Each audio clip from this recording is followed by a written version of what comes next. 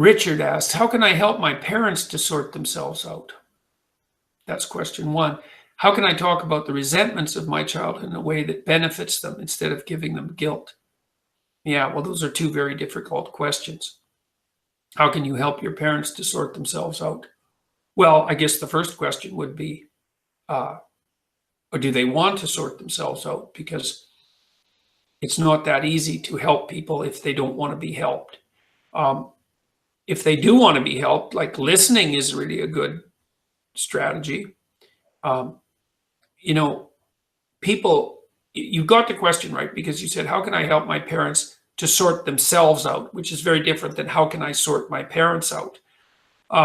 You help people to sort themselves out once they have decided to do so by giving them the opportunity to talk about their concerns and also to outline what potential solutions might be. And you don't want to offer too many pieces of advice while you're doing that, because it turns out that people are much more likely to implement a strategy of improvement if they generate it themselves. And then also, you don't steal the accomplishment from them. Like, let's say you came to me with a bunch of problems and I said, well, here's what you could do about that. And then you went out and did it and it worked. And then in some sense, that's not your accomplishment. I mean, it is insofar as you implemented, but it's not insofar as it was something that I planned.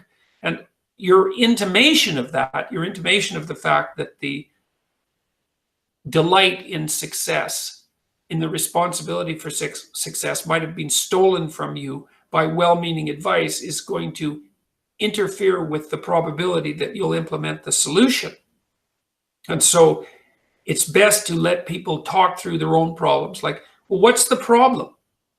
That's what you ask. What's the problem? What do you think's not right about your life? And then people will throw out a bunch of things that they're complaining about or resentful about. And it might be quite an extensive list, and they'll feel guilty about it because they don't want to burden you with it.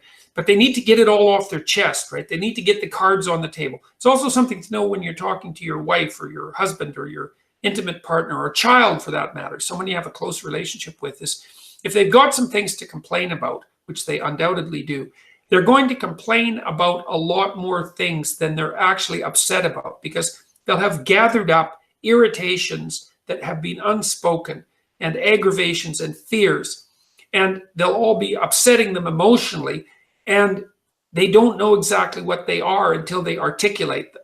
You say, well, what are you upset about? Well, I don't know. Well, how can you not know? Well, the answer is there's all sorts of things that you respond to emotionally before you can articulate them. Then you get upset and you explode and you yell and you lay out all the things you might be angry about, and you're impulsive and you overstate your case and you accuse people of things that you don't even believe. All of that's part of the process of laying your cards out on the table. You have complex situations that are disturbing you, and you don't know what they are exactly. You have to kind of guess. So you say, well, it might be this, and it might be that, and it might be this, and it might be you, and this is why it's your fault. You get accusatory. And then if you're listening to all that, you have to just be patient and let the person get all their cards out on the table. Even if some of that involves accusations about you, which you don't have to immediately jump to the conclusion that those accusations are accurate or that you have to defend yourself. Believe me, I'm not saying this is easy, because it's not. But you listen to the person lay out their deck of complaints. And the first thing you'll find is that they will take 50% or maybe more, 75% of the cards off the table right away, because once they've articulated out those concerns, they'll find that they're not really central. They're not really the issue. And so that leaves a smaller number of genuine problems. And then you can ask people again, well, here's the problem. Can you think of any way, if you could conceptualize how things would be better in relationship to that problem? Well, what would a solution look like, even in principle? And then they might say, well, I don't know. And then they have to guess and lay their cards out on the table about what a solution might look like. If they say they don't know, that often means they don't want to think about it. And a little bit of encouragement is in order, and maybe a little bit of pressure. But you want people to formulate a vision of what the situation would look like if the problem was solved. And then they might find it very daunting because the solution looks so difficult that they don't see any pathway to it. And so then the next part of the discussion is, well, are there some things that you could do that would be small steps that you would be interested in doing, that you think you would do, that would move you to the solution? And maybe those things could be implemented tentatively.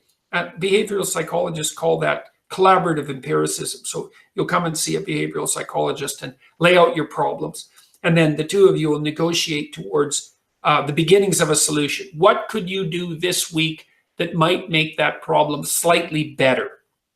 And so you talk through what's practical and what's implementable. And you have to be honest about that, because you don't want to set yourself up with a plan that's so complicated you won't implement it. Then you say to the person, if you're the psychologist, you say, well, look, we got a couple of ideas about what you could do this week that might make this situation slightly better. Why don't you go and implement them, and then come back next week and we'll talk about whether or not that worked. And work would be you did implement it and that it did have the desired solution. And if it didn't work, meaning you didn't implement it or the solution didn't emerge, then there's the opportunity for renegotiation.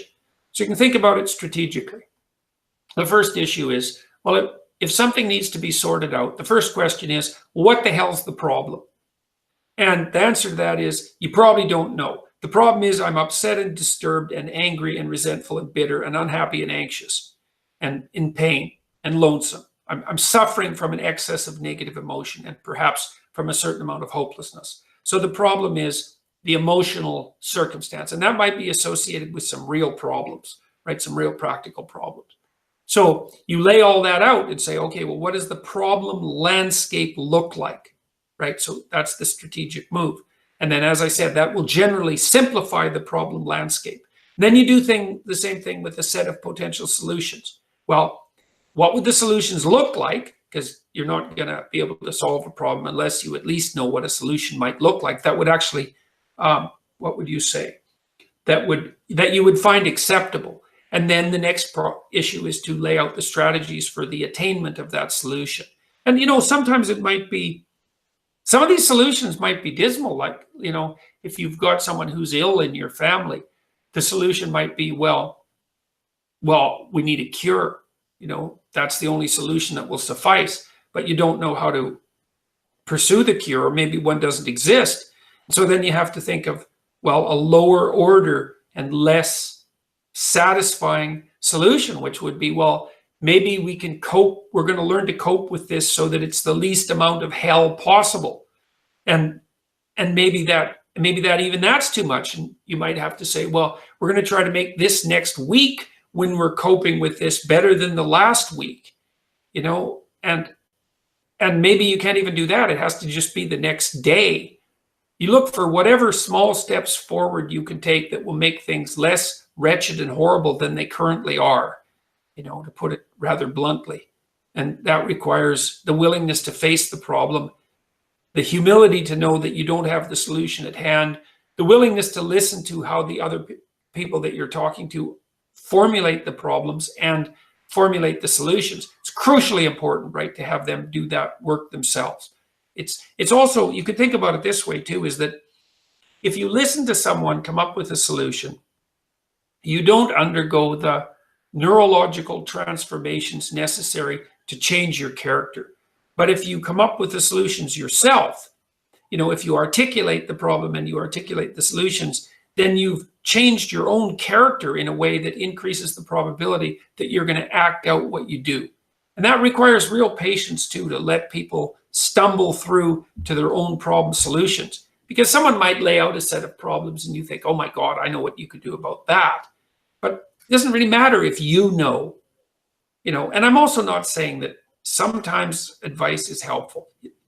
Sometimes you can give someone a hint. But man, you have to be careful with that, because there's a real element of theft that's associated with it. Now, Richard also asked, how can I talk about the resentments of my childhood in a way that benefits them instead of giving them guilt? I don't know if I can answer that question, Richard, because it's not a question that's, see, what I would ask if you came to talk to me and you had that question, I would say, first of all, well, what resentments? List them out, man. Write them down. Okay. So that you know what they are. because each of those resentments is going to be a different thing, and the strategy that's associated with each might vary as a consequence of the particularity of the resentment. So I would say you should start by writing them down. Like, what's your problem exactly?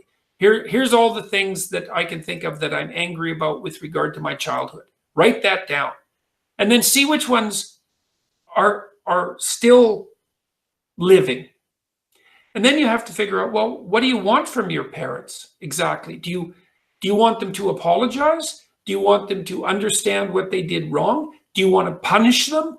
Do you want to let them learn to know you better? Do you want to change the way they're interacting with you now? Do you want to learn your own lessons from your bad experience so that when you're a parent, you don't make the same mistake? Do you merely want to have a chance to express yourself? Like, it's very difficult to answer your question because I don't know what your goal is, right? So, and I don't need to know, you need to know. What are the resentments? So we can walk through the process we already described. Lay them out. And comprehensively, you might want to make a list of everything that you think you might conceivably be annoyed about with regards to your parents, no matter how trivial, right? Because that way you scour your memory for things that you're holding onto in a bitter way. And maybe you have your justification. I'm not suggesting that you don't, but you need to discover what baggage you're carrying. Then you have to figure out, well, what can I let go of? And what's core? And I would say what's really core is, if there are ways that your parents treated you that are still affecting you or that are affecting your relationships with them now, those really need to be dealt with because they're not done. They're not in the past, right? They're not even resentments of your childhood. They're still part of your ongoing life. And so,